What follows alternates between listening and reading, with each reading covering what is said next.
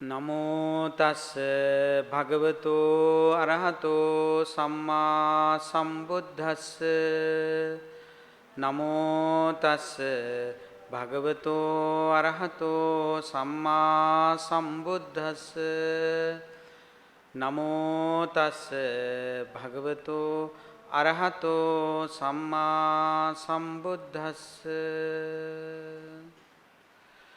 පංචමානි මහරජ අලබ්බනියානි ඨානානි සමනේන වා බ්‍රාහ්මනේන වා දේවේන වා මාරේන වා බ්‍රහ්මනා වා කේන චිවා ලෝකස්මින්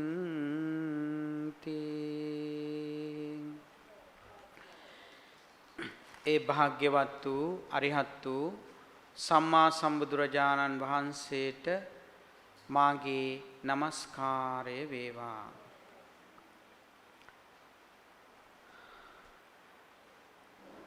ලක්වැසි ලුවැසි පරම පූජනීය ගරුතර මහා සංඝරත්නයන් නමස්කාර පූර්වක අවසර ධර්ම ශ්‍රවණාබිලාසී කාරුණික පින්වත්නි, කොළඹ හත බුලස්පටු මඟ ශ්‍රී ජිනේන්ද්‍රාරාම විහාරස්ථානයේ උඳුවප්පුර 15ක පොහෝ දින පටිගත කොට විකාශනය කරනු ලබන විශේෂ ධර්ම දේශනාවටයි ඔබ හැම දෙනාම එකතුව සිටින්නේ. මේ උතුම් පින්කම සඳහා දායකත්වයෙන් කටයුතු කරන ලෂෙන් පෙරේරා මහත්මයා ඇතුළු කොට ඇති පවුලේ පින්නතුන්, ඒ නිදන ප්‍රාප්ත වන්නට යෙදුනා වූ මව් දෙමව්පිය ආදී සියලුම ඥාතිවරුන් සිහිපත් කරලා පරලොවින් පින් අනුමෝදන් කරන්නට බොහොමත්ම සදහැසිතින් යුක්තව මේ උතුම් පින්කම සඳහා දායකත්වයෙන් කටයුතු කරන්නට යෙදුනා. ඒ පිළිබඳ පුණ්‍ය අනුමෝදනාව ධර්ම දේශනාව අවසානයේදී සිද්ධ කරන්නට මා බලාපොරොත්තු වෙනවා. පින්වත්නි, ඔබ අප හැමදෙනාම නොඑක් විදිහේ ස්වාභාවික විපත්, එවැගේම නොඑක් විදිහේ උවදුරු වලට මූණ දීලා විටින් විට ලාභ අලාභ අයස යස නිന്ദා ප්‍රශංසා සැප දුක මේ අටලෝ දහම නිරන්තරයෙන්ම ජීවිතය තුළ ක්‍රියාත්මක වෙලා ඊ타ත්ම අපහසු කාල සීමාවක තමයි මේ 2025 මේ දෙසැම්බර් මාසයේ ගත කරන්නේ. පෙර නොවුවිරු විදිහට මේ දිවයින පුරාවටම ඒ කුණාටු ගම් වතුර ආදී කොට ඇති ස්වභාවික විපතකට ලක්වැසි ලෝවැසි පින්නතුන් විශේෂයෙන්ම ආසියා කරේ පින්නත් හැමදෙනාම මූණ දීලා තියෙන වෙලාව. ධර්මයට අනුකූල ඔබ අප හැමදෙනාම සෙනෙහසේ හස්තය දිගු කරමින් අන්‍යෝන්‍ය සහෝදරත්වයෙන් යුතුව හැම දෙනාටම සිත සලසන්නට අපි කටයුතු කරන වෙලාව. ඔබ අප්‍රමාණ කැපකිරීම සිද්ධ කරනවා. ඒ පර දුක්ඛේ සති සාධූනං හදයන් කම්පනං කරෝතිති කරුණා කියන නිර්වචනයට අනුකූලව අන් අයගේ දුක දැකලා හදවත කම්පා වෙන මානව දයාවක් අපිට තියෙනවා නම් අන්න පින්වත්නි, අපේ සැනසීම ඒත් එක්කම තියෙනවා. ඒ මානව දයාවත් එක්ක තමයි අපිට පුළුවන්කම ලැබෙන්නේ හොඳ සමාජ සම්බන්ධතා ගොඩනගන්න. ආත්මාර්ථයේ පවතිනවා නම් ඒ ආත්මාර්ථය තුල අපට හැකියාවක් ලැබෙන්නේ සැනසීම උදා කරගන්න. මමයේ මාගේ මා සඳහායි මටම පමණයි කියන හැඟීමෙන් යුක්තව යම් කෙනෙක් කටයුතු කරනවාද ඒ පුද්ගලයා නිරන්තරයෙන්ම දුකටපත් වෙනවා. එනිසායි බුදුරජාණන් වහන්සේ දේශනා කොට වදාළේ කරුණාව මෛත්‍රිය මුල් කොටගෙන මුදිතාව උපේක්ෂාව මුල් කොටගෙන තමන්ගේ චරිතය හැඩගස්ව ගන්න කියලා. මේ සතර බ්‍රහ්ම විහාර කියන මේ ශක්තිමත් කුළුණු හතර තුල ජීවිතේ ගෙවනවා නම් නියත වශයෙන්ම සැනසීම ලැබෙනවා. නියත වශයෙන්ම ලබා උපන් ජීවිතයේ දිව්‍ය මානසික ආදී සම්පත් ලබන්නට ඒක හේතුවක් වෙනවා. එනිසා ඒ ගුණධර්ම වඩා ගන්නට සුදුසුම අවස්ථාව තමයි ධර්මයේ ශ්‍රවණය කරන අවස්ථාව. ධර්මයේ ශ්‍රවණය කරන අවස්ථාවේ නිරන්තරයෙන්ම ධර්ම මානසිකාරයෙන් යුක්තවයි අපි කටයුතු කරන්නේ. ධර්ම මානසිකාරයෙන් යුක්තව කටයුතු කරන මොහොතේ චින්තාමය ප්‍රඥාව වඩා ගන්නට අපට පුළුවන්කම ලැබෙනවා.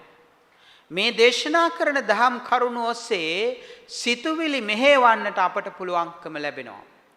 අපි මේ මෙහෙවන වඩන සිතුවිලි හැම දිනාගේම ආදරේ කරුණාව දිනා ගන්න විදිහේ මෛත්‍රිය පතුරවන විදිහේ ඊටාම යහපත් සිතුවිලි අපි පතුරවන්න. ඒ පතුරවන ඒ යහපත් කිරණ තමාටත් පරිසරයටත් විශ්වයටත් සාන්තිය පිණිසම හේතු වෙනවා පින්වත්නි. අපි අද මේ දේශනාවේදී දේශනා කරන්නට බලාපොරොත්තු වෙන්නේ දුක දුරු කරන මාර්ගය. සම්මා සම්බුදුරජාණන් වහන්සේ ශෝකය දුක දුරු කරන මඟ අපිට දේශනාවන් තුලින් පැහැදිලි කළා. දුක ශෝකය දුරු කරන්නට ක්‍රමයක් ශෝක සල්හරණ නමින් සූත්‍ර දේශනාවේ අංගුත්තර නිකායේ පංචක නිපාතේ මුණ්ඩරාජ වර්ගයේ සඳහන් වෙන සුවිශේෂී දේශනාවක් ඔබ සමග බෙදා ගන්නටයි අද දවසේ බලාපොරොත්තු වෙන්නේ. මේට පළමුව අපිට හිතන්නට යමක් තියෙනවා. අපිට හිතන්නට ඕන කරන්නේ අපේ හිත පිළිබඳව. යම් කෙනෙක්ද අපේ හිත පිළිබඳව හිතන්නේ ප්‍රතිවේක්ෂා කරන්නේ. ඒ ප්‍රතිවේක්ෂා කරන හිතන පුද්ගලයා නිරන්තරයෙන්ම තමාගේ සිත සමාධිගත කර ගන්නවා. තමාගේ සිත පිරිසුදු කර ගන්නවා. තමාගේ සිත වඩා ගන්නවා. කුසල් සිත වඩා ගන්නවා. පින්වත්නි මේ සිත අපේක්ෂා කරන්නේ කුමක්ද? පුංචි දරුවෙක් බලාපොරොත්තු වෙන්නේ අම්මගෙන් තාත්තගෙන් බලාපොරොත්තු වෙන්නේ මොනවද? ඒ පුංචි දරුවා අම්මගේ උකුලේ ඉඳගෙන ඒ අම්මගේ සෙනෙහස, ඒ මවගේ රස්නය, ආදරය, රැකවරණය, ප්‍රශංසාව, ඒ මෘදු ස්පර්ශය මේ හැමදේම බලාපොරොත්තු වෙනවානේ. අපිට පුංචි කාලයක් තිබුණා. ඒ තිබුණු පුංචි කාලය තුලදී අම්මා තාත්තා ඒ ආදරේ, සෙනෙහස, මෛත්‍රිය, කරුණාව අපට කොයි තරම් ලබා දුන්නාද? නිර්ලෝභීව ලබා දුන්නානේ පින්වත්නි. ලෝභ නැතුව ඒ ආදරේ, කරුණාව, මෛත්‍රිය ලබා දුන්නානේ. අපි ලොකු වෙන්නට සමාජයේ අපිට උගන්වන දැනුම අපි එකතු කර ගන්නට නිරන්තරයෙන්ම අපේ ඒ තිබුණ ප්‍රභාෂර වූ සිත, පුණ්‍යවන්ත සිත කිලිටි වෙනවනේ. ඒ ප්‍රභාස්වර සිතක් ඇතිවනේ මේ ලෝකයට අපි උප්පත්තිය ලබන්නේ. ලෝභාදී අකුසල මූල ධර්මයන් අනුසේ වශයෙන් තිබුණත් ඊටාම හොඳ සිතක් තමයි උප්පත්තියේදී දරුවෙකු ලබන්නේ. ආගන්තුකේහි උපක්ඛිලිට්ඨේහි උපක්ඛිලිට්ඨං. මොහොතින් මොහොත අපි විසින් අපේ හිතට දාගන්න නොඑක් විදිහේ දැනුම තුලින් ගොඩනැගෙන ආකල්ප නිසා නිරන්තරයෙන්ම පින්වත්නි අපි වැරදි මාර්ගයකටනේ අපේ හිත මේවන්නේ. බුදුරජාණන් වහන්සේ දේශනා කරනවා, බුදුරජාණන් වහන්සේ අනුදැන වදාළ සීල සමාධි ප්‍රඥා මාර්ගයේ ගමන් කරන්නට ඒ අප්‍රමාදී සිත පහල කර ගන්නවා නම් ඒ තුලින්මයි අපට සැනසීම ලබන්න පුළුවන්කම ලැබෙන්නේ. මේ සිත මෙහෙවන්නට ඕනේ ඒ සීල සමාධි ප්‍රඥා මාර්ගයේ කරාමයි. එයින් බැහැරව මේ සිත මෙහෙවනවා නම් පින්වත්නි අපි දුක ලබන මාර්ගයක් කරයි ගමන් කරවන්නේ මේ සිත. ඉතින් මේ පුංචි දරුවා ලොකු වෙනවා, තරුණ වියටපත් වෙනවා. ඒ තරුණ වියටපත් වෙන තරුණයා මොනවද අපේක්ෂා කරන්නේ?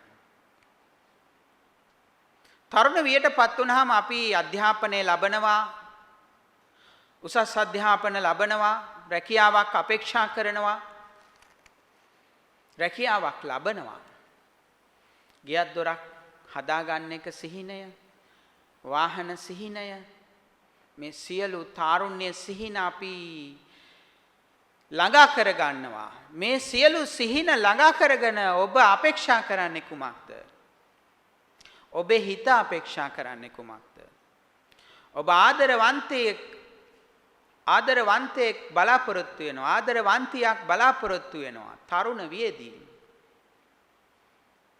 ධන ධාන්‍ය සම්පත් පුද්ගලයන් මේ සියලු දේ අප වටා එක්රැස් කොටගෙන ඔබේ හිත බලාපොරොත්තු වෙන්නේ කුමක්ද? තරුණ වියේදී ඔබේ හිත බලාපොරොත්තු වෙන්නේ බුදුරජාණන් වහන්සේ අනුදැන වදාළ පරිදි අර පුංචි දරුවා බලාපොරොත්තු වුණ බලාපොරොත්තුවමයි පින්වත්නි. ආදරය, සෙනෙහස, කරුණාව, මෛත්‍රිය, මුදිතාව, උපේක්ෂාව, පරිත්‍යාගය, බෙදා ගැනීම, බදා ගැනීම නෙවෙයි. අන්‍යෝන්‍ය සුහදත්වය, ප්‍රශංසාව, මේවා තමයි අපි බලාපොරොත්තු වෙන්නේ. මේ සියලු සම්පත් අපි ළඟට එකතු කරගෙන මේ ආකාරයෙන් අද ලෝකය ගොඩාක් සම්පත් තමා සමීපයට අරගෙන මහා දානපතීන් බවට පත් වෙලා හැරිලා බලනකො සතුට.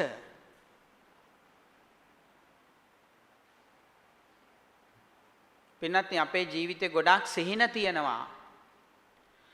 මොහොතින් මොහොත ඒ සිහින අපි සැබෑ කර ගන්නවා. ශිෂ්‍යත්වයේ පාස් වුණාම අම්මා තාත්තා දරුවෝ සතුටු වෙනවා. ආඩම්බරෙන් දරුවෝ ඒ ගැන කතා කරනවා. සාමාන්‍ය පෙළ පාස් වුණාම ඒ සාමාර්ථ දැක්කහම කොයිතරම් සතුටු වෙනවද? උසස් පෙළ ඉහළින් සමත් වෙලා විශ්වවිද්‍යාලයකට තේරුණාම කොයිතරම් සතුටු වෙනවද? උපාධිය අරගෙන රස්සාවක් ලැබුණු දවසට අපි කොයිතරම් සතුටු වෙනවද? විවාහයේ සිදු වුණ දවසට, ගෙයක් හදපු දවසට, දරුවෙක් ලැබපු දවසට අපි සතුටු වෙනවා. తాවකාලිකව මේ විදිහට සතුටටපත් වෙලා අවසානයේදී අපේ ජීවිතේ නොඑක් විදිහේ අරමුණු හිතේ තියාගෙන ගමනක් යනවා. එකින් එක මේ අරමුණු අපි සඵල කර ගන්නවා. අරමුණු ඉටු කර ගන්නවා. කොයි තරම් අපේ ජීවිතේ අරමුණු ප්‍රාර්ථනා ඉටු කරගත්තත් ඔබ අපේක්ෂා කරන සැනසීම ඔබට තියනවාද? මේ ඉන ජීවිතේ මේ මොහොතේ ඔබේ වයස අනුව හිතන්න මේ දක්වා ජීවිතේ ඔබ ලබාගත් දේ තුල ඔබ අපේක්ෂා කරන සැනසීම එලෙසින්ම ඔබට ලබන්නට පුළුවන්ද? එනිසා මේ තරුණ වියටපත් වෙන තාරුණ්‍ය තුල අපේක්ෂා කරන සැනසීම ගොඩාක් වෙලාවට නොලැබෙන්නේ ඒ අයගේ හිත අපේක්ෂා කරන ආදරය, සෙනෙහස, කරුණාව, මෛත්‍රිය නොමැති නිසා. ඔබ යන්න වැලිකඩ සිරගෙදරට, එවැගේම නුවර සිරගෙදරට, ඒ සිර මැදිලි තුර ඉන්න අයගෙන් විමසන්න. ගොඩක් වෙලාවට ඒ අය දුකටපත් උනේ හිතට අවශ්‍ය විදිහට ඒ හිතේ සැනසීමට අවශ්‍ය ආදරේ කරුණාව මෛත්‍රිය සෙනෙහස ලබා දුන්නේ නැති නිසා. හිතට විරුද්ධව කටයුතු කළ නිසා. ඊර්ෂ්‍යාව, ක්‍රෝධේ, වෛරේ, මානේ, පලිගැනීම, ආත්මාර්ථය ඒ අයගේ ජීවිතේ දියුණු කළ නිසායි ඒ අයට මේ විදිහේ දුකටපත් වෙන්න සිද්ධ වුණේ. බුද්ධ දේශනාව අපිට දේශනා කරන්නේ මේ සියලු දුක් දුරු කරන්න. මේ ජීවිතේ తాවකාලික දුක් වලට එහා ගිය ඉපදෙමින් මැරෙමින් ගමන් කරන සසර ගමනේ දුක් දුරු කරන්නටයි බුදුරජාණන් වහන්සේ ඔබට අපට මඟ පෙන්වුවේ. ඒ නිසා මේ පුංචි වියේ කුඩා දරුවාගේ ඉඳලා තරුණ වියටපත් වෙන දරුවත් මේ හිත අපේක්ෂා කරන්නේ මොකද්ද කියලා තේරුම් ගන්න ඕන. හිත අපේක්ෂා කරන්නේ කුමක්ද කියලා තේරුම් අරගෙන හිතට විරුද්ධව කටයුතු නොකොට හිත ආස කරන පිළිවෙලට සිත පවත්වා ගන්න. ඒ තුලින් තමයි අපිට හිතෙන් වැඩ ගන්න පුළුවන්කම ලැබෙන්නේ. ඔබගේ හිතේ පාලනය ඔබේ අතට ගන්න. ඔබගේ හිතේ පාලනය ඔබේ අතට ගත්ත දවසට ඔබට පුළුවන්කම ලැබෙයි ඔබ අරමුණු කරන අරමුණු කරා මේ සිත මෙහෙවන්න. ඔබගේ සිතේ පාලනය ඔබට ඔබේ අතට ගන්නට නම් හිත ආස කරන විදිහට සිත පිහිටවන්න ඕන. උදෑසන අවදි වුණ මොහොතේ ඉඳලා රාත්‍රී නිින්දට යන තෙක් අපි හිතට අවශ්‍ය විදිහට සිතුවිලිද ලබා දෙන්නේ. උදෑසන අවදි වුණ මොහොතේ ඉඳලා අපි බලන රූප කොයිතරම්ද? අපි අහන ශබ්ද කොයිතරම්ද? අපි ආග්‍රහණය කරන සුවඳ ගඳ කොයිතරම්ද? විඳින රස කොයිතරම්ද? ඒ වගේම කයට ලබන ස්පර්ශ කොයිතරම්ද? මේ හැම දොරටුවකින්ම බාහිරින් යමක් අපි ඇතුළට ගන්නවා. අපි ඒ බාහිරින් ගන්න ආගන්තුකයෝ හොඳට පරීක්ෂා කරලා බලලා ගන්න ඕන පින්වත්නි. නේද? ගේ ඇතුළට ගන්නකොට කැමරාව බලලා පරීක්ෂා කරලා මේ හැමදේම බලලානේ අපි ගේට්ටුවේ දොර අරින්නේ. නමුත් මේ ඇස, කන, නාසය, දිව, ශරීරය කියන මේ ඉන්ද්‍රයන් අපි විවෘත කරලා තියනවා. ඕනෑම ඍණාත්මක සිතුවිල්ලක්, පාපකාරී සිතුවිල්ලක් මේ සිත තුල තැම්පත් කරගෙන ඒ සිත තුල ඒ තැම්පත් කරන ලද පාපකාරී සිතුවිලිම වඩනවනේ පින්වත්නි. දියුණු කරනවනේ සිත තුල. කෝ සැනසීම? ඔබට සැනසීම විඳින්න අවස්ථාව ලැබෙයිද ඒ තුල? මෙන්න මේකයි අපි කල්පනා කරන්නට ඕන කරන්නේ. මේ පින්කම් කරන්නේ, පුද පූජා සිද්ධ කරන්නේ, දාන ධර්මාදී කටයුතු සිද්ධ කරන්නේ, උත්සව කරන්නේ, පෙරහැර කරන්නේ, මේ හැම දෙයක් තුලම අපි අපේක්ෂා කරන්නේ මේ සිතට සුදුසු ආකාරයට මේ සිත නඩත්තු කරගන්නට පුහුණුවක් ලබා දෙන එකයි කරන්නේ. මේ පින්කම් කරන හැම මොහොතකම අපි ආදරේ, කරුණාව, මෛත්‍රිය බෙදා හදා ගැනීම පුහුණු කරනවා. ඒ පුහුණු කරනු ලබන ආධ්‍යාත්මික ගුණධර්ම තව වඩන්නට සිත පුහුණු වෙනවා. නිවැරදි මාර්ගයේ ඔස්සේ, ධර්ම මාර්ගයේ ඔස්සේ මේ සිත අරන් යන්නට. පින්වත්නි, අද ලංකාවේ තාරුණ්‍ය විශේෂයෙන් මං මුලා වූ පිරිසක් බවට පත් වෙලා ඉන්නේ. ඒ අයට මග නොග කියන්න කොයි තරම්නම් කල්යාණ මිත්‍රයන් වහන්සේලා මේ දිවයින තුල හිටියත් ඒ කල්යාණ මිත්‍රයන් වහන්සේලාගේ සහාය ඒ දරුවන්ට ලැබෙන්නේ නැහැ. ඒ දරුවන්නේ කල්යාණ මිත්‍රයන් වහන්සේලාට ඇහුම්කන් දෙන්නේ නැහැ. කල්යාණ සම්පවංකෝ බුදුරජාණන් වහන්සේ දේශනා කරනවා අපිට කල්යාණ මිත්‍රෙක් හිටියට පමණක් මදි. හොඳට මතක තියාගන්න. ඒ ඉන්න කල්යාණ මිත්‍රයන්ගේ සහාය අපිට තියෙන්න ඕන. කල්යාණ සහායෝ. කල්යාණ මිත්‍රයාගේ සහාය තිබුණාට පමණක් ප්‍රමාණවත් නැහැ. කල්යාණ සම්පවංකෝ. ඒ කල්යාණ මිත්‍රයාට නැමුණු සිතින් යුක්තව අපි කටයුතු කරන්න ඕන. කියන දේ අහන්න ඕන. එහෙම නැත්නම් කොච්චර කල්යාණ මිත්‍රෝ හිටියත් මේ අධියර තුනෙන් සම්පූර්ණ වෙන්න ඕන කල්යාණ මිත්‍රත්වය.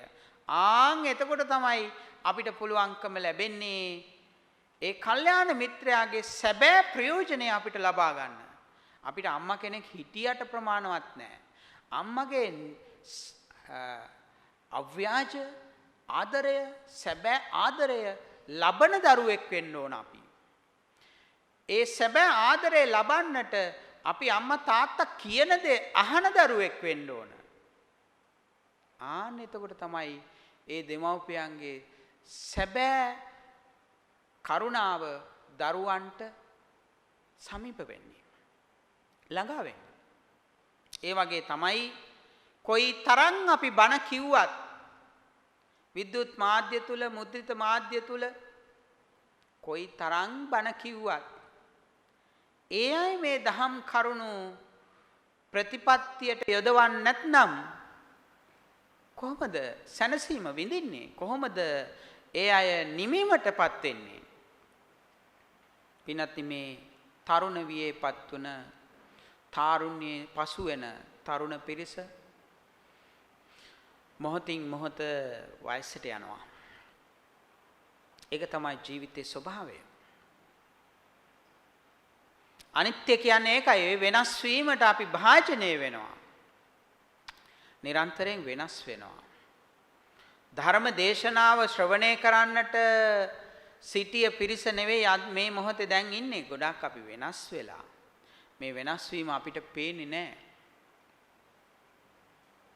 දැන් 2025 වර්ෂයේ ගෙවිලා අපි 2026 මෙතනින් එහාට අපේ දිනපොතේ ලියන්නේ. මෙහෙම දවසින් දවස මොහොතින් මොහොත අපි ළඟා වෙන්නේ මරණයට. දැන් වයසට ගිය අම්මා තාත්තා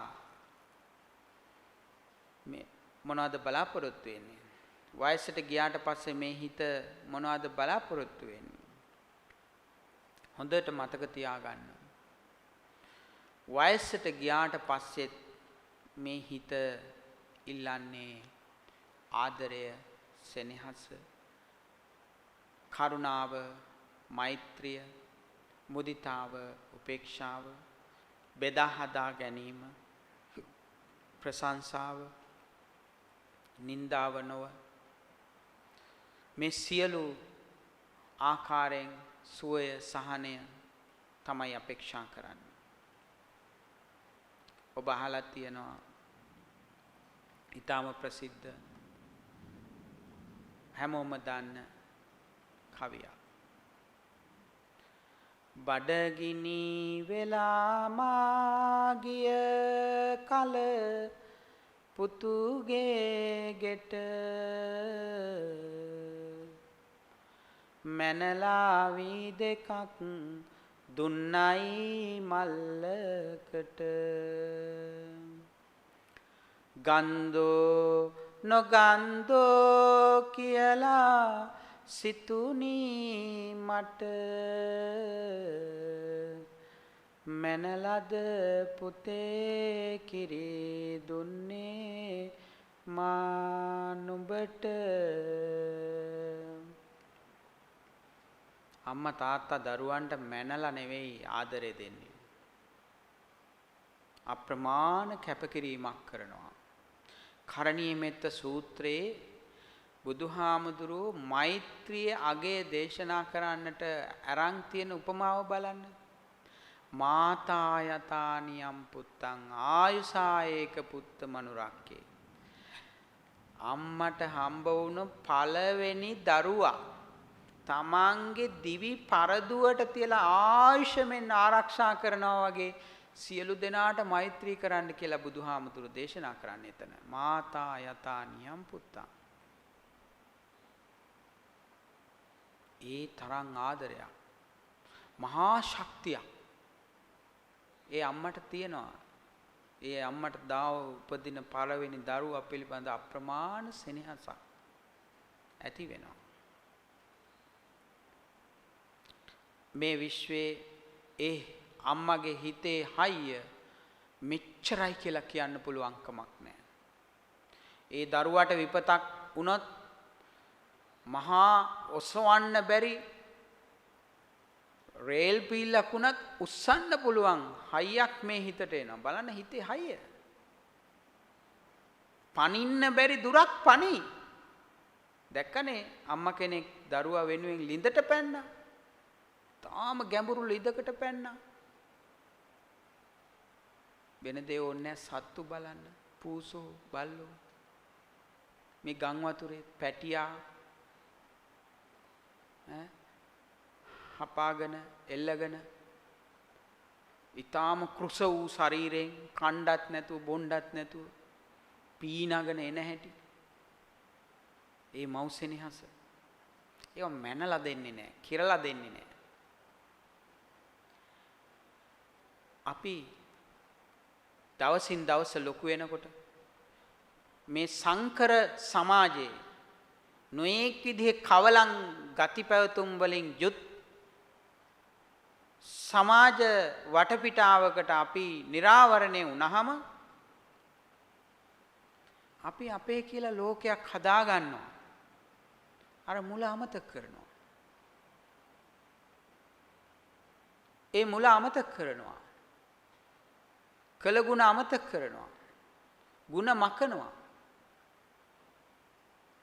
මක්ඛි හෝති නේද? පලාසි නොඑක් විදිහේ කෙලෙස් ධර්ම අපේ හිතේ වඩනවා. ඉතින් අර අම්මා හොඳට උගන්වපු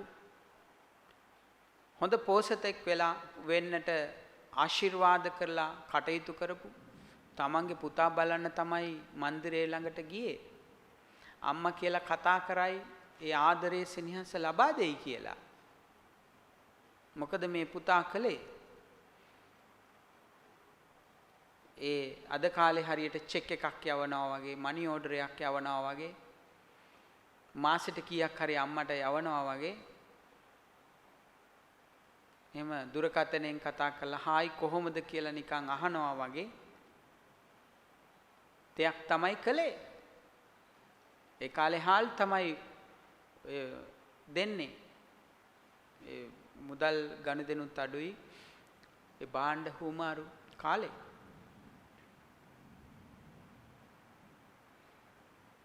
ඉතින් ඒ අම්මා අපේක්ෂා කරේ අම්මා කියලා කතා කරලා ඔළුව අත ගාලා ආදරෙන් පිළි අරගයි කියලා. ඒ ආදරය සොයාගෙනයි ගියේ. එනිසා පින්වත්නි උපතේ සිට මරණය දක්වාම මේ සිත සොයාගෙන යන්නේ ඒ කරුණාව, මෛත්‍රිය, මුදිතාව, උපේක්ෂාව. මේ බ්‍රහ්ම විහාර සිත තුල ක්‍රියාත්මක වෙන තරමට පින්වත්නි සිතින් අපිට වැඩ ගන්නට පුළුවන්කම ලැබෙනවා. එනිසා මේ කාරණේ හොඳට මතක තියාගෙන හැම මොහොතකම ජීවිතේ කටයුතු කරන්න කවදාකවත් වරදින්නේ නැහැ.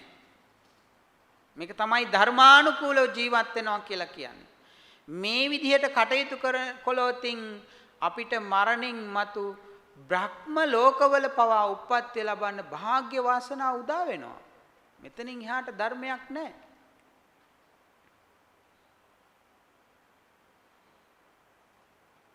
අපි නිතරම ප්‍රත්‍යවේක්ෂා කරන්න ඕන. අපි යමක් කරනවා නම් ඒ කරන කාර්ය තමන්ගේ යහපතට හේතු වෙනවද කියලා. අර රාහුල පොඩි හාමුදුරුවෝ බුදුරජාණන් වහන්සේගේ ගිහි කල ආදර එකම පුතා රාහුල කියලා ආදරෙන් කරුණාවෙන් කතා කරලා ළඟට ගෙන්නගෙන හිස පිරිමැදලා මොකද්ද කියන්නේ රාහුල පොඩි හාමුදුරන්ට කණ්ණාඩියක් පෙන්නනවා. කණ්ණාඩියක් පෙන්නලා රාහුල පොඩි හාමුදුරන්ගෙන් අහන ප්‍රශ්නයක්. හොඳට මතක තියාගන්න මේ ප්‍රශ්නය ඔබත් නිතරම අහන්න. කණ්ණාඩිය මොකටද භාවිත කරන්නේ? කණ්ණාඩිය භාවිත කරන්නේ මොකටද කියලා අහනකොට රාහුල පොඩි හාමුදුරුවෝ කිව්ව වචනේ තමයි කණ්ණාඩිය භාවිත කරන්නේ සිහි කැඳවන්න. අර ප්‍රත්‍යවේක්ෂාව කියන වචනය ගොඩක් අය දන්නේ නැති නිසා මම කිව්වේ සිහි කැඳවන්න. අවසිහියෙන් යුක්තව ගෙයින් එළියට ගියොත් මොකද වෙන්නේ? හරියට කොණ්ඩේ පීරලාද? ඇස්වල කබ තියනවාද? නහයේ තියනවාද? මේ නව දොරකින් කුණු කය ගලන ශරීරයක්. මේ සියලු දේ හොඳට තියනවාද? ඇඳුම බොත්තම දාලාද? බාහිර ස්වરૂපේ හොඳයිද කියලා මේ සිහිය අවදි කරගන්න තමයි කණ්ණාඩිය අපි භාවිත කරන්නේ. ප්‍රත්‍යවේක්ෂාව කියන්නේ ඒකයි. බුදුරජාණන් වහන්සේ භික්ෂුන් වහන්සේලාට මේ ප්‍රත්‍යවේක්ෂාව නිතරම අනුදැනව දාරලා තියෙනවා. දානේ වළඳද්දී ප්‍රත්‍යවේක්ෂා කරන්න ඕන දානේ වළඳන්න ඉස්සර. මේ දානේ වළඳන්නේ කුමක් සඳහාද? මේ භික්ෂුන් වහන්සේලාට විතරක් නෙවෙයි. ඒ ආර්ය මාර්ගයේ ගමන් කරන ඔබටත් මේක අවශ්‍යයි. පටිසංකා යෝනිසෝ පිණ්ඩ පාතං පටිසේවාමි. නේව දවායන මදායන මණ්ඩනායන විභූෂනාය යාව දේව ඉමස්ස කායස්ස තිතියා යාපනාය. මේ කය යැපෙන තරමට තමයි මේ ආහාර මම ගන්නෙ. මේ කය පුෂ්ටිමත් කරන්නට මස් ගොබ හදා ගන්නට නෙවෙයි මේ ආහාරය ගන්නේ. මේ කය නඩත්තු කරන්නයි අපි මේ ආහාරය ගන්නේ. රසය පිණිස ලොල් වෙලා නෙවෙයි මේ ආහාරය ගන්නේ. මේ ශරීරය පවත්වන්නයි මේ ආහාරය ගන්නේ. එහෙම හිතන්න. ඔබත් හිතන්න. රසයට ලොල් වෙලා නම් ඔබට සැනසීමක් ලැබෙන්නේ නැහැ. එහෙම වුණොත් අපිට මොනවද වෙන්නේ? පුළුවන් කාලේ රස දෙක අනුභව කළා. බැරි කාලේ ඒ ගානට බෙහෙත් පෙති බොන්න වෙයි. ගොඩාක් බෙහෙත් පෙති බොන්න වෙයි. එනිසා කට පරිස්සම් කරගන්න, මේ ඉඳුරන් පරීක්ෂා කරගන්න, ආරක්ෂා කරගන්න. අපගේ මේ ඉඳුරන් පරිස්සම් කරගන්නට, ආරක්ෂා කරගන්නට නිරන්තරයෙන්ම ප්‍රතිවේක්ෂා කරන්න. ඒකයි මේ රාහුල පොඩි හාමුදුරනේ බුදුරජාණන් වහන්සේ අනුදැන වදාළේ. රාහුලය යමක් සිතනවා නම් ඊතා හොඳින් ප්‍රතිවේක්ෂා කරන්න. අපි අපේ හිතට වෙන කාගේවත් වේදනාවන් දාගන්නේ නැහැ. අපේ ගේ ඇතුළට අපි නොදන්නා අයගේ දේවල් අරගෙන තියාගන්නේ නැහැ. ඒ වගේ අපේ හිතෙත් වෙන අයගේ දේවල් පැත්තකින් තියාගන්නේ නැහැ. සමහර අය ඉන්නවා තරහකාරයාට ලොකු ඉඩක් තමන්ගේ හිතේ දීලා අප්‍රමාණව එයාට තමන්ගේ සිතේ අවකාශය ලබා දීලා තමන් ජීවිත කාලෙම දුක් විඳිනවා. ඇයි අපි අනුන්ට අපේ හිතේ ඉඩ දෙන්නේ? තරහව, පලිගැනීම මේවා හිතේ තියාගෙන මට මෙහෙම කළා කොච්චි මං අවදි මං අජිනේ මං අහසිමි මේ විදිහට කටයුතු කළා මේ පිරිස ඉදිරියේ මෙහෙම කරන එක හරිද මං කොච්චර උදව් කළා තියනවාද මෙහෙම හිතේ වඩනවනේ මේ පුද්ගලයා පිළිබඳ විශාල සිතුවිලි ප්‍රමාණයක්. ඇයි අපිට බැරි අපි ගැන අපේ දියුණුව ගැන අපේ යහපත ගැන මේ විදිහේ සිතුවිලි වඩන්න?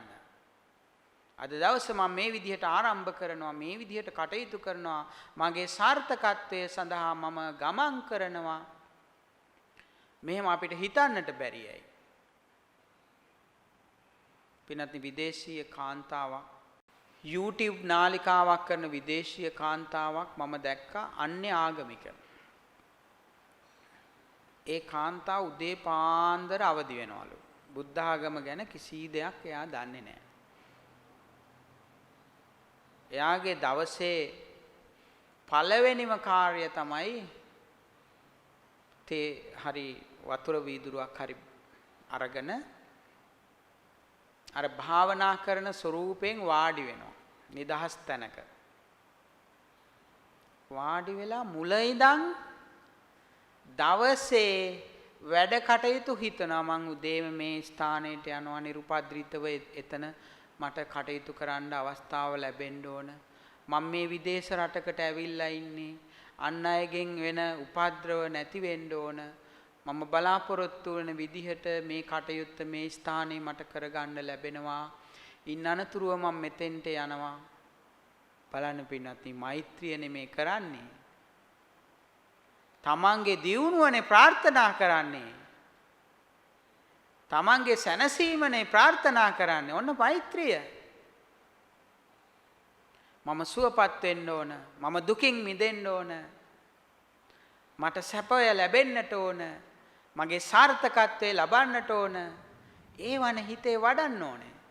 බොරුවට ධර්මණ්ඩිය ගොතාගෙන මම නිදුක් වෙම්මා නිරෝගී වෙම්මා සුවපත් වෙම්මා කිව්වට වැඩක් නැහැ.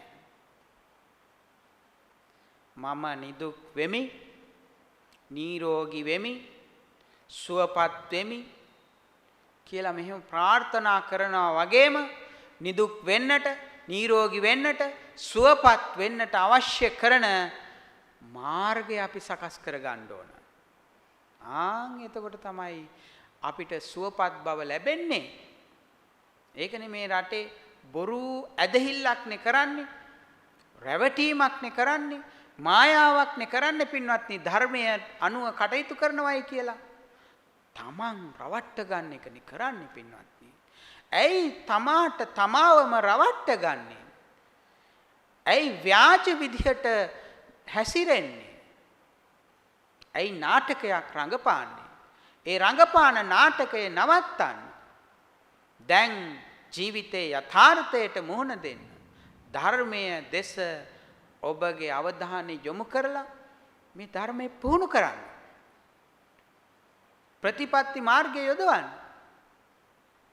සාරා සංඛ්‍ය කල්පලක්ෂයක් පුරාවට අප මහා බෝසතාණන් වහන්සේ මේ සසරේ සොයාගෙන ගියේ මොකද්ද?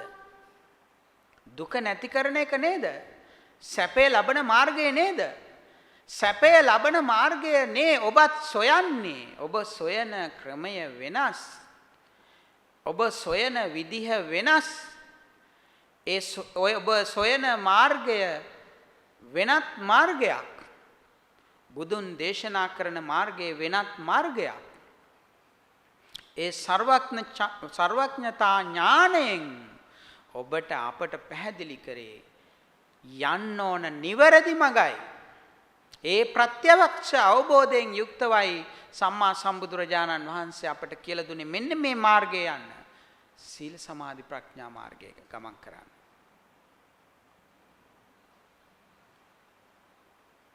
ඉතින් පින්වත්නි අද දේශනා කරන්නට බලාපොරොත්තු වන ශෝකය නැති කරන්නට පූර්විකාවක් දීර්ඝ වශයෙන් අපි සාකච්ඡා කරන්නට යෙදුණා. මේ සූත්‍ර දේශනාව පිළිබඳ දීර්ඝ විස්තරයක් කරන්නට අද දවසේ අපිට ප්‍රමාණවත් කාලයක් ලැබිලා නැහැ. නමුත් අපි මේ සූත්‍රය ආරම්භ කරලා කෙටියෙන් හෝ මේ සූත්‍රයේ තුල අන්තර්ගත වන ධර්ම කරුණු පහ පිළිබඳ අවධානය යොමු කරලා අපේ මේ හිතේ ශෝකය දුක නැති කරන මාර්ගයට යන්නට ඒ සඳහා අධියරක් ඉස්සරහට තියන්නට මේ දේශනාව පිටිවහලක් කරගනිමු. උපකාරයක් කරගනිමු. ශෝකය සල්ලය කියලා කියන්නේ පින්වත්නි උල. ශෝකේ නැමැති උල. උලක් වැදුනහම ඒ උල තියනකම් වේදනයි. ගලවන්න හැදුවත් වේදනයි. හිතන්න පින්වත්නි කටුවක් කැණුනාට පස්සේ කොයිතරම් වේදනාවක්ද? පය තියන්න වේදනයි. ශෝකය කියන්නේ ඒ වගේ එකක් කියලා කියනවා. දුක ශෝකය කියන එක. මේ උල ගලවන ක්‍රමයක් තියෙනවා. ශෝකය නැති කරන දුක නැති කරන ක්‍රමයක් තියෙනවා. සම්මා සම්බුදුරජාණන් වහන්සේ ඒ චතුරාර්ය සත්‍ය දේශනාව තුළ අපිට දේශනා කළේ මේ ශෝක පරිදේව දුක්ඛ දෝමනස උපායාස මේවා දුරු කරන ක්‍රමයනේ. මේවා දුරු කරලා සැනසීම ලබන මාර්ගයනේ දේශනා කළේ.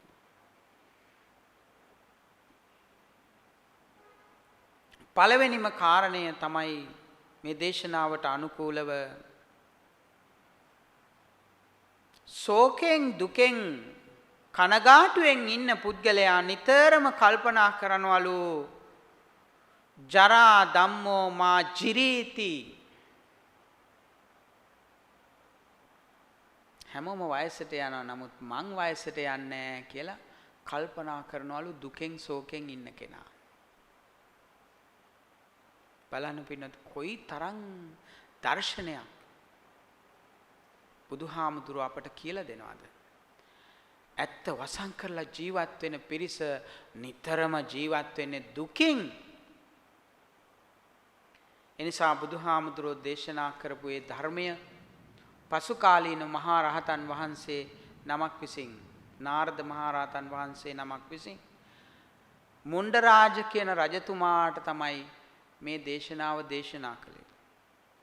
මුණ්ඩරාජ රජතුමාගේ සුරූපි භාර්යාවක් හිටියා. භද්‍රා කියලා. බොහොම ලස්සන කාන්තාවක්. පස්සේ හිතපු නැති විදිහට තරුණ වියේදී මේ කාන්තාව මරණයටපත් වුණා. රජතුමාට මේ වියෝව දරා ගන්න බෑ. කන්නෙත් නෑ, බොන්නෙත් නෑ, රාජ්‍ය විචාරන්නෙත් නෑ, නාන්නෙත් නෑ, පිරිසිදු වෙන්නෙත් නෑ, සිවුඳ විලවුන් ගවන්නෙත් නෑ. කිසිම දෙයක් නෑ. දුකෙන් පසු වෙලා තමන්ගේ අමාත්‍යවරයාට කියන මගේ මේ භාර්යාව භද්‍රාව ස්වරූපිනිය මට නිතර නිතර දකින්න ඕන. ඒ නිසා තෙල් ගල්වපු යකඩ පෙට්ටියක බහලන්න. මේ දේහය මට බලන්න ඕන උදේ හවස. නිතරම බලන්න ඕන. මේ වියෝ මට දරා ගන්න බෑ. ප්‍රිය විප්පයෝගේ මට දරා ගන්න බෑ. ඒ වෙලාවේ අමාත්‍යවරයා ඒ අවශ්‍ය විදිහට ඒ භාර්යාවගේ දේහය තෙල්වල ගල්වලා අද වාගේ තිබුණේ නෑ. ඒ එම්බාම් කරන නමුත් ඒ තාක්ෂණය ඒ වගේ දේවල් තිබුණේ නෑ. නමුත් ඒ කාලේ තිබුණා ඒ වගේ ශරීරයක් තියාගන්න පුළුවන් ක්‍රමවේද ඒවට අනුව සකස් කරලා තියලා. තාම කෙටියෙන් කියන්නේ. පස්සේ මේ රජතුමා කාලයක්ම මේ වේදනාව අතහරින්නේ නැතුව හිතේ තියාගෙන හිටපු නිසා තමන්ගේ ළඟම ඉන්න අමාත්‍යවරයා කල්පනා කරා නාරද මහරහතන් වහන්සේ කුක්කුටාරාම විහාරස්ථානයේ වැඩ වාසය කරන උන්වහන්සේ ළඟට රජතුමා එක්කන් යන්න ඕන කියලා. දැන් බලන්න අද කාලේ පින්වත්නි ප්‍රශ්නයක් වුණාම කරදරයක් වුණාම අපි පළවෙනියටම යන්නේ කොහාටද? කාවද හමු වෙන්නේ? ඔබේ ප්‍රශ්නෙට උත්තරයක් දෙන්න පුළුවන් කෙනෙක් ළඟටද උපදෙස් පතාගෙන ඔබ ගමන් කරන්නේ? මේ ලංකාව තුල ධර්මදර විනයදර විශාරද භික්ෂුන් වහන්සේලා අනුශාසකයන් වහන්සේලා ඉන්නවා හැම ගමකම. හිත හදන මධ්‍යස්ථාන විහාරස්ථාන තියෙනවා. ඒ වගේම උගත් බුද්ධිමත් පිරිසක් මේ ලංකාවේ ඉන්නවා. ඒ අය ළඟටද යන්නේ ඔබගේ සහනය අපේක්ෂාවෙන්. ඉතින් මේ පිළිබඳ අපි හිතන්නට ඕන. අපිට නිවැරදි උත්තරේ හම්බ වෙනවා නම් නිවැරදි මාර්ගයේ ගමන් කරනවා. අපිට නිරන්තරයෙන්ම අපේ හිත තුලිනුත් බාහිරිනුත් වැරදි උත්තරේ ලැබෙන නිසායි අපි නිතරම දුකටපත් වෙන්නේ. ඒ නිසා හරි උත්තරේ හොයාගන්න, හරි විදියට හිතන්න, හරි තැනට යන්න. මේ විදිහට මේ රජතුමාත් මේ මහරහතන් වහන්සේ ළඟට ගියාට පස්සේ මහරහතන් වහන්සේ කියනවා රජතුමනි මේ ශෝක හුළු දුරු කරන්නට ක්‍රම පහක් තියෙනවා. පංචමානී මහරජ අලබ්බනීයානි ඨානානි සමනේනවා බ්‍රාහ්මනේනවා දේවේනවා මාරේනවා බ්‍රහ්මුණාවා කේන චිවා ලෝකස්මින්. මේ ලෝකේ මට නොවේවා කියලා යම් කෙනෙක් ප්‍රාර්ථනා කරනවා නම් මෙන්න මේ කරුණු පහ ඒක කවදාකවත් ඉෂ්ට වෙන්නේ නැහැ. ශ්‍රමණේකට, බ්‍රාහ්මණේකට, දෙවියෙකුට කිසිම කෙනෙකුට මෙහෙම නොවෙන්න කියලා ඒ සියලු දෙනා ප්‍රාර්ථනා කළත් මේ ප්‍රාර්ථනාව නම් ඉටු වෙන්නේ නැහැ කියනවා. මොකද්ද පළවෙනි ප්‍රාර්ථනාව? ජරාවටපත් වෙන්න එපා. මම ජරාවටපත් වෙන්න එපා කියලා ප්‍රාර්ථනා කරනවා නම් ඒක එහෙම වෙයිද? මේ රජතුමාට මේ ශෝකය නැමැති උල ගලවන්න මගක් කියලා දෙන්න. ඒ නිසා නිතරම කල්පනා කරන්නට ඕන වයසක අය මේ සමාජයේ ඉන්නවා. කුඩා ළමයි මේ සමාජයේ ඉන්නවා. තරුණ පිරිස ඉන්නවා. මේ සමාජ මට්ටම් දිහා හොඳට නිරීක්ෂණ ඇසින් බලලා අපිට හිතන්න පුළුවන් නම් අපිත් මේ විදිහට පුංචි කාලයක් තිබුණා. තරුණ කාලයක් තියෙනවා. ඒ වගේම අපිත් වයසට යනවා. එහෙම කල්පනා කළොත් දවසින් දවස මේ දුර්වල වෙන ශරීරය හිස කෙස් සුදු වෙනකොට, දත් හැලෙනකොට, නොඑක් විදිහේ ලෙඩ රෝග වෙනකොට, හන්දි වේදනා එන විට, ඇස් පෙනීම දුර්වල වෙන විට, මනසේ කාර්යක්ෂමතාවය නැති වෙන විට, ස්නායු වල තියෙන ඒ ශක්තිය ප්‍රාණවත් බව නැති වෙනකොට, ඒ වගේ මනස තුල තියෙන මේ ඉලෙක්ට්‍රෝනික ක්‍රියාවලිය හරියාකාරව ක්‍රියා කරන්නේ නැතුව පවතිනකොට, නොඑක් විදිහේ දුර්වලතා ඇති වෙනකොට අපිට මේ ධර්මයේ මෙනෙහි කරගන්න පුළුවන් නම් පින්වත්නි මේ ජරාවටපත් වීමේ දි รา යාමේ ස්වභාවය බුදුහාමුදුරුවෝ පෙන්වා දුන්න විදියට මේක තමයි ස්වභාවය. මේ ශරීරයේ ස්වභාවය මේකයි කියලා අපිට හිතන්නට පුළුවන් නම් අපිට හිතන්නට පුළුවන් නම් කම්මං දල්ලං කිංති කරෝමි දානි. ඒක තියෙන්නේ මේ සූත්‍රයේ. හරි ප්‍රසිද්ධ පාඩයක්. කර්මය දැඩි වුණාම කුමක් කරන්නද කියලා අපිට හිතන්න පුළුවන් නම් කර්මානුරූපව මේ සිදුවන වෙනස්කම් මේ ශරීරයේ තියෙන වෙනස්කම් පිළිබඳ අපිට මෙනෙහි කරගන්න පුළුවන් නම් කොයි තරම් වටිනවද පින්නත්. නමුත් මේ විදිහට ධර්මානුකූලව හිතන්නේ නැතුව බොහෝ දෙනෙක් කල්පනා කරන්නේ මා සම්බන්ධව මේ ශරීරය නම් වයසට යන්නේ නැහැ කියන විදිහටයි ජීවත් වෙන්නේ. ඒ අය දුකටපත් වෙනවා. ශෝකයටපත් වෙනවා. ශෝක පරිදේව හඬනවා, වැළපෙනවා. එයා ඒ තත්ත්වයන්ටපත් වුණාට පස්සේ ඔහේ බලාගත් අතේ බලාගෙන ඉන්න උපායාසය. ඊළඟට දෙවෙනි කාරණේ තමයි ලෙඩ දුක් හැදෙන එක. ව්‍යාධි ධම්මං මා ව්‍යාධීති. මට නම් ලෙඩ හැදෙන්නේ ආරෝග්‍ය මදෙන් යුක්තව ඉන්න පිරිස මේ සමාජයේ ඉන්නවානේ. ලස්සනට තියෙන ශරීරය හැමදාම තියෙයි කියලා හිතාගෙන ඉන්නවා. නිරෝගීව තියෙන ශරීරය හැමදාම මේ විදිහට තියෙයි කියලා බලාපොරොත්තුෙන් ඉන්නවා. යථාර්ථයේ වසන් කරලා ඇත්ත වසන් කරලා මායා ලෝකයක ජීවත් වෙන පිරිසට සැනසීම නම් ලැබෙන්නේ නැහැ පින්වත්නි. සතුට නම් ලැබෙන්නේ නැහැ. දැන් බලන්න කේමා බිසව ලස්සන කාන්තාව සංසාරේ පින් කරලා තියෙනවා. බෝමලු ඇමදලා මල් පූජා කරලා පින්කම් කරලා ලස්සන ශරීරයක් ඇතුව උප්පත්ති ලැබුණා.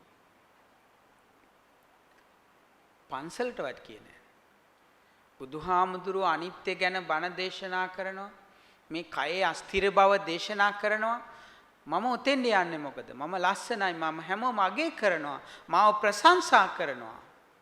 මාන්නයෙන් යුක්තව කාලය ගත කරා.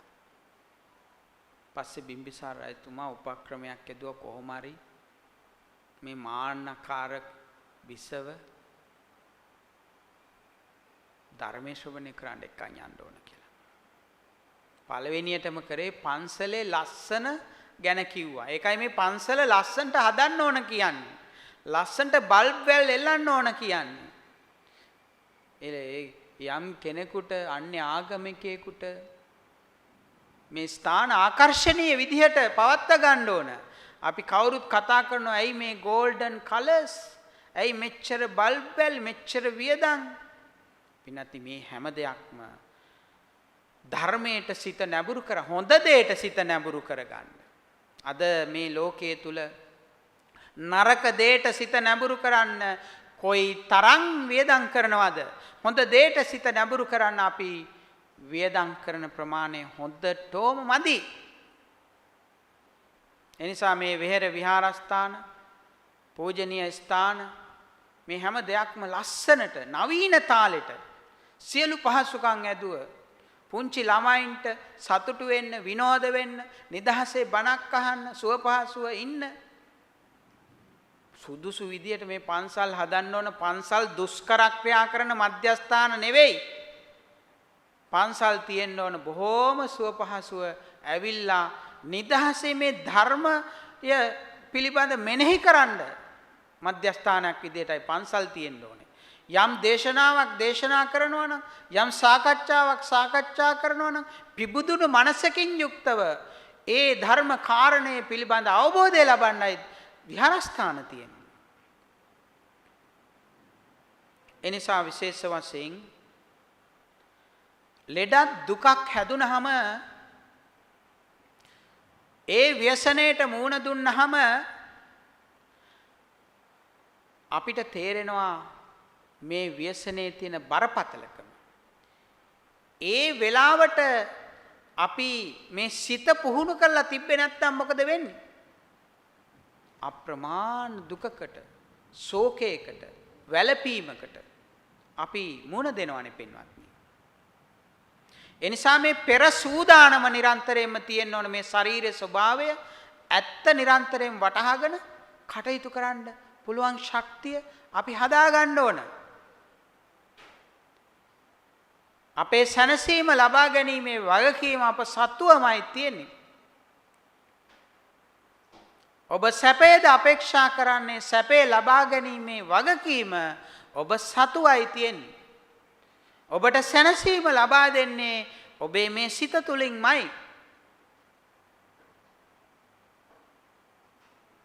ඔබ සිත නිවැරදි ආකාරයෙන් මෙහෙවන්නට සකස් කරගත්තොත් ඒ තුල නිරන්තරයෙන්ම සැනසීම සතුට විඳින්නට පුළුවන්කම ලැබෙයි. ලෙඩ දුක් හැදෙනකොට ඒ වගේම මරණයට පත්වෙන විට මරණ ධම්මං මාමීති. යම් කෙනෙක් හිතනවා නම්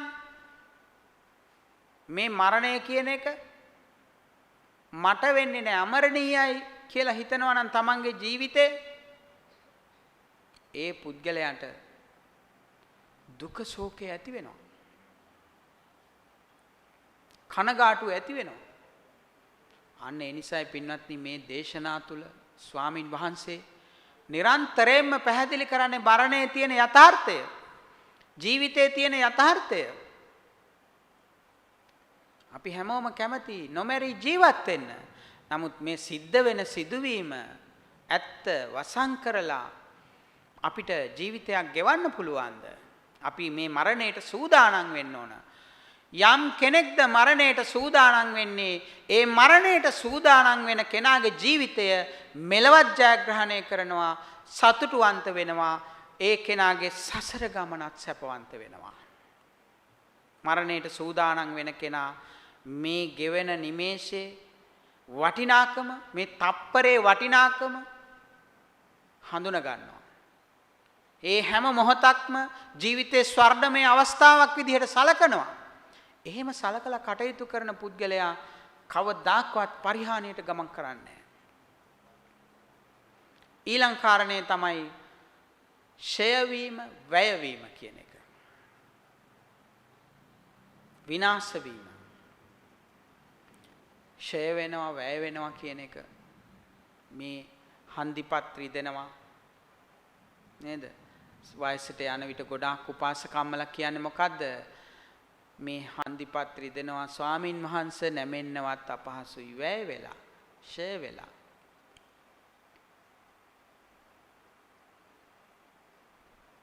මේ ඉන්ද්‍රියන් අංග උපාංග මේ ශරීරයේ හැම ඇතුලේ තියෙන ඒවා හැමදාම එක විදිහටම එකම ශක්තියෙන් ක්‍රියා කරනවාද?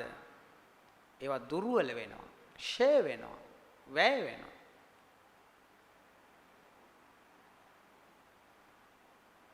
ඒ වගේම අපි ළඟ තියෙන ධනය, ධාන්‍ය, සම්පත්, පාවිච්චි කරන භාණ්ඩ හැම දෙයක්ම මේ හැම දෙයකටම ආයු කාලයක් තියෙනවා. ඒවා ෂය වෙනවා, වැය වෙනවා. හැමදාම අපේ ගිණුමේ තියෙන සල්ලි ටික ඒ විදිහටම තියනවාද? ගන්න අඩු වෙනවා. මේකට අපි මුහුණ දෙන්න ඕන. පුංචි කාලේ අපි සෙල්ලම් බඩු අරගෙන, බෝනික් අරගෙන, ඒ බෝනිකාගේ අතප්පයක් කැඩුනහම, ඒක බැටරියෙන් වැඩ කරන්නේ නැති වුනහම, ඒ සෙල්ලම් බඩුව කැඩුනහම, ඒ අවස්ථාවේදී අපි කොයිතරම් අඬනවද? දැන් ඔබට හොඳට තේරෙනවා, ඔබ ධර්මයේ දන්නවා. ඒ නිසා අඬන එක නවත්තන්න. ඇත්ත තේරුම් ගන්න. ධර්මයේ තේරුම් ගන්න. ධර්මයේ තේරුම් ගත්තාම අපි නිතරම මැද සිතින් යුක්තව, මධ්‍යස්ථ සිතින් යුක්තව මේ ලෝකයේ සිදුවෙන සිදුවීම් දිහා බලන්න පෙළඹෙනවා. දුකක් නැහැ. මැදුම් පිළිවෙත. ලෞකික වූ හෝ මැදුම් පිළිවෙතක අපිට හිතන්නට, මේ හිත මෙහෙවන්නට පුළුවන්කම තියනවා නම් දුකින් තොර වෙන්න පුළුවන්. తాවකාලික හෝ සැනසීමක් අපිට විඳින්න පුළුවන්. ඊළඟට අවසාන කාරණය විනාශ වීම. නස්සන ධම්මං මා නස්සීති. එහෙම හිතනවා මේ කිසි දෙයක් අපිට නැති වෙන්න හැමදාම තියනවා කියලා අපි ප්‍රාර්ථනා කරනවා. එහෙම ප්‍රාර්ථනා කරන කෙනා දුකෙන්, ශෝකෙන් වැළපෙනවා. එහෙම දුකින් ශෝකයෙන් වැළපෙන පුද්ගලයා මේ කරුණ පහ ඔස්සේ හිතමින් මට මෙහෙම නොවෙනවා කියලා හිතමින් කල්පනා කරමින් කටයුතු කරන තැනැත්තා ශෝකය කරපින්නාගෙන ජීවිතේ ගත කරනවා. මේ රජතුමාට කියන්නේ රජතුමනි මේ කරුණ පහ මට නොවේවා කියලා යම් කෙනෙක් ප්‍රාර්ථනා කරනවා නම් දැන් මේ භාර්යාව අහිමි වෙලානේ තියෙන්නේ. අහිමීමේ විනාශ වීමේ දුක මේ රජතුමාට දරා ගන්න බැරුවනේ තියෙන්නේ. ඉතින් ඔබට විතරක් නෙවෙයි මේ මුළු මහත් විශ්වයටම සාධාරණ වූ දෙයක් මේ සිද්ධ වෙලා තියෙන්නේ. හැමෝටම පොදු ධර්මතාවයක් මේ සිද්ධ වෙලා තියෙන්නේ කියලා මේ මහරහතන් වහන්සේ ධර්මයේ දේශනා කරන්න පින්වත්නි. ඒ පොදු ධර්මතාවය ඔබට මට හැමෝටම සාධාරණයි. ඒ නිසා ශෝකයටපත් වීම, ඒ වගේම පරිදේවයටපත් වීම, හඬා වැටීමටපත් වීම, දුකටපත් වීම, කායිකව දුකටපත් වීම, දෝමනස්ස, අවපීඩන මානසික තත්ත්වයන්ටපත් වීම, ડિප්‍රෙෂන් කියන්නේ, දෝමනස්සයටපත් වීම, උපායාසයටපත් වීම. එහෙම නැත්නම් බලාගත්තු අතේ බලාගෙන ඉන්නේ. ඔවැනි කායික මානසික දුක්ඛයන්ට අපි මුහුණ දෙන්නේ මේ කයේ යථාර්ථය හරියාකාරව තේරුම් අරගෙන නැති නිසානේ පින්වත්නි. අපි නිතරම කල්පනා කරනවා නම් මා මුලින් සඳහන් කළා වගේ කම්මං දල්ලං කින්ති කරෝමි දානේ. කර්මයේ දැඩි වුණාම මා කුමක් කරන්නද? මේක තමයි ස්වභාවය.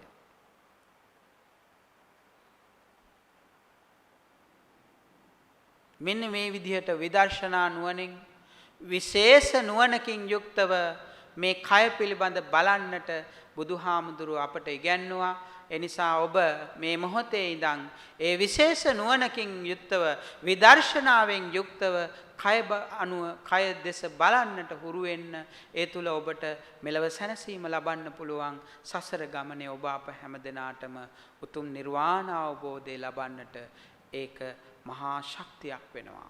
මේ ශ්‍රවණය කරන ලද ධර්මයේ ආනිසංස ශක්තිය විශේෂ වශයෙන් මේ පින්කම සඳහා දායකත්වයේ ධර්මින් සදහසිතින් යුක්තව කටයුතු කරන්නට යෙදුන ලෂේන් පෙරේරා මහත්මයා මේ පිළිබඳ අපි විහාරස්ථානයේ WhatsApp සමූහය තුල මේ ප්‍රචාරය කුඩා දැන්වීමක් දැම්මට පස්සේ එතුමා පළමුවෙන්ම බොහොම කැමැත්තෙන් මේ පින්කමට දායක වුණා. ඒ නිසා අද මේ පුරපසළොස්වක පොහොව දවසේ ධර්ම දේශනා 3කට සහභාගී වෙලා බෝධි පූජා පින්කමත් මමම අද දවසේ පවත්වලා මේ 4 වෙනි ධර්ම දේශනාව පැවැත්වුවේ. ඒක ඉතා හොඳින් සිද්ධ කරන්න ඕන. මේක ලෝකේ හැම දෙනාටම සියලුම දෙනාට අහන්න සලස්වන්න ඕන කියලා මේ මාධ්‍යත් රැගෙන මේ සියලු දේ සිද්ධ කළා. මේ කටයුතු සියල්ල සිද්ධ කළේ මේ විදිහේ පින්වත් දායක මහත්තුරුන් මේ සඳහා අනුග්‍රහය දක්වන නිසා. විශේෂයෙන් එතුමා බලාපොරොත්තු වෙනවා ඒ නිදනා ප්‍රාප්ත MK ලීලාවති අශෝක් නිස්සේරා එවැගේම Udaya Muthugala VS Kalyani Silva Kalyanawathi Silva S Chandrathilaka Perera Albert Perera Gamini Jayathilaka Sarath Jayathilaka Dolly Jayathilaka Mayantha Hatharasinghe Thilak Athapaththu Manel Perera Simeon Perera Lohan Ratwatte ඇතුළු කොට ඇති පවුලේ පරම්පරාවේ මේ පරලෝක ප්‍රාප්ත සියලුම ඥාති වර්ගයාට පරලෝක වශයෙන් පින් අනුමෝදන් කරන්නට මේ උතුම් ධර්ම දානමේ පින්කමට දායක වුණා. එහෙමනම් අපි මේ වෙලාවේ ප්‍රාර්ථනා කරනවා ලෂේන් පෙරේරා මහත්මයා ඇතුළු පවුලේ සියලුම දෙනාට මේ ධර්මානිසංස තුලින් මෙලව ජීවිතේ සියලු කරදර දුරු වෙලා අපල උපද්‍රව දුරු වෙලා සියලු ආකාරයෙන් යහපත දියුණුව උදා කරගන්නට, සතුට සැනසීම උදා කරගන්නට, ආයුරාෝග්‍ය භාග්‍ය සම්පත් ලබන්නට, මෙලොව සැනසීම ලබන්නට සංසාර ගමනේ ඔබ ප්‍රාර්ථනා කරන, අප ප්‍රාර්ථනා කරන නිවනින් සැනසීම උදා කරගන්නට ඔබට පවුලේ සැමට මේ පිං සාදු සාදු හේතු වාසනා වේවා. ඒ නිදන ප්‍රාප්ත වන්නට යෙදුනා වූ නන් සඳහන් කළ පවුලේ පරම්පරාවේ අම්මා තාත්තා ආච්චි සීයා සහෝදර සහෝදරය ඇතුළු සියලුම නම් සඳහන් කළ නොකළ සියලුම ඥාතිවරුන්ටත් සතර පේරුවේ දායකාරකාදී පින්නත් හැම දෙනාටමත් මේ මිය පරලෝකීය හැම දෙනාටම ලක්වැසි ලෝවැසි ඔබ හැම දෙනා වෙනුවෙන් මිය පරලෝකීය සියලු ඥාතීන්ටත් එවැගේ මේ 30 වසරක යුද්ධයේදී දිවි පරදුවට තියලා කටයුතු කළ එවැගේ නොඑක් විදියේ වේශනවලදී මේ මෑතක ඇති වුණ ඒ සුලිකුණාටු තත්ත්වයන් වලදී දිවි පරදුවට තබලා කටයුතු කළා මිය පරලෝකීය වීරෝදාන රණවිරුවන්ට සියලු දෙනාටම පරලෝක වශයෙන් පින් අනුමෝදන් වෙත්වා. ඒ අයගේ සසර ගමන සැපවත් වේවා. ධර්මානිසංස තුලින් හැම දෙනාම උතුම් නිවනින් සැනසෙත්වායි ප්‍රාර්ථනා කරමු. හොඳයි, හැම දෙනාටම ආශිර්වාද කරනවා. දෙවියන්ට පින් පළමුවෙන්ම අපි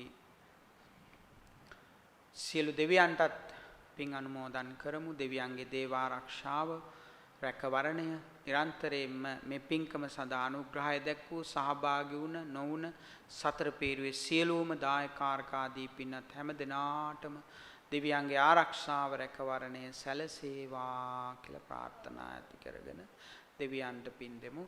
ආකාසට්ටා ච බුම්මට්ටා දේවා නාග මහිද්దికා පුඤ්ඤන්තං අනුමෝදිත්වා චිරං රක්칸තු ලෝක සාසනං. ආකාසට්ටා ච බුම්මට්ටා දේවා නාග මහිද්దికා පුඤ්ඤන්තං අනුමෝදිත්වා චිරං රක්칸තු ලෝක සාසනං. ආකාසට්ටා ච බුම්මට්ටා දේවා නාග මහිද්దికා පුඤ්ඤන්තං අනුමෝදිත්වා චිරං රක්칸තු ත්වං සදා. ආශිර්වාද කරනවා. අභිවාදන සීලස නිච්ඡං උද්ධාපචායිනෝ චත්තාරෝ ධම්මා වඩ්ඩಂತಿ ආයුවන්නෝ සුඛං බලං ආයුරාෝග්‍ය සම්පatti සග්ග සම්පatti මේවච අතෝ නිබ්බාන සම්පatti ඉමිනාතේ සමිජ්ජතු. ධර්මානිසංස තුලින් ඔබ අප හැම දිනාටම උතුම් නිවනින් සැනසීම වේවා.